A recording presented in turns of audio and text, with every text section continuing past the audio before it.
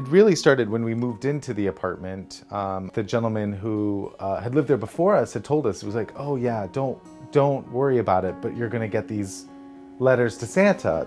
Dear Santa, I don't want anything for Christmas, but I'm asking for my brother. It started in October, and it was the 1 or 2, and we didn't think anything of it in October. But then when it was getting closer to Thanksgiving, and it was, the mailman would come with like stacks of letters to be with a side eye, and just like trying to shove it in the mailbox. We definitely felt like we had to do something about it. Last year, we ate at a soup kitchen because she couldn't afford to make a Christmas dinner.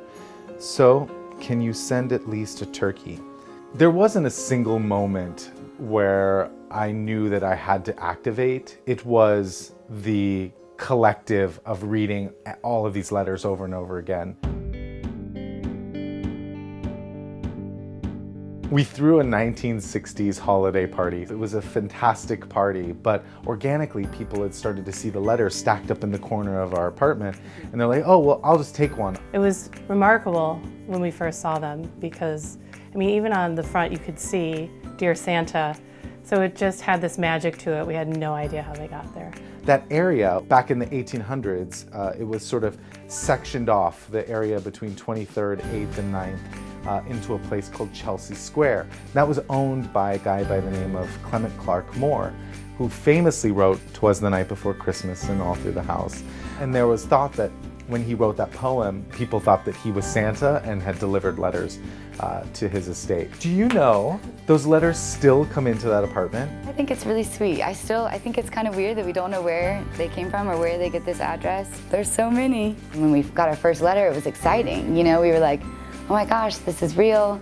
You know, these kids think that our address is the North Pole, and it's sweet to know that we can, you know, have a little part in helping a kid get all of their Santa wishes. We felt the need to act. We got a bunch of our friends and family in our community to get together and created a nonprofit called Miracle on 22nd Street. And every year we connect families in need to real-life elves. It's extremely simple. You just jump onto miracleon22ndstreet.com and you can sign up to become an elf, and then essentially you could look around to see which letter strikes your heart and adopt that family. We have a lot of different streams coming in for the letters now. It used to be just the Brownstone and Chelsea.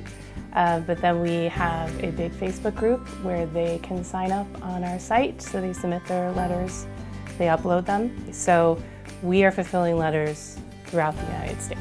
When you're forced upon something like this, right, like something that's so big, like here's 400 letters to Santa, I think it really tests you. And that's one of the things that happened to me, that I felt this like overwhelming sense of like, I have to get this done. I have to get all these fulfilled. What's come out of that is that I know that we didn't get all of them fulfilled that first year, but now every year we do fulfill every letter. And so it's nice. Last year we had over 500 letters that were fulfilled. So 500 families got the things they needed, and they got an amazing holiday, which is, that's pretty amazing.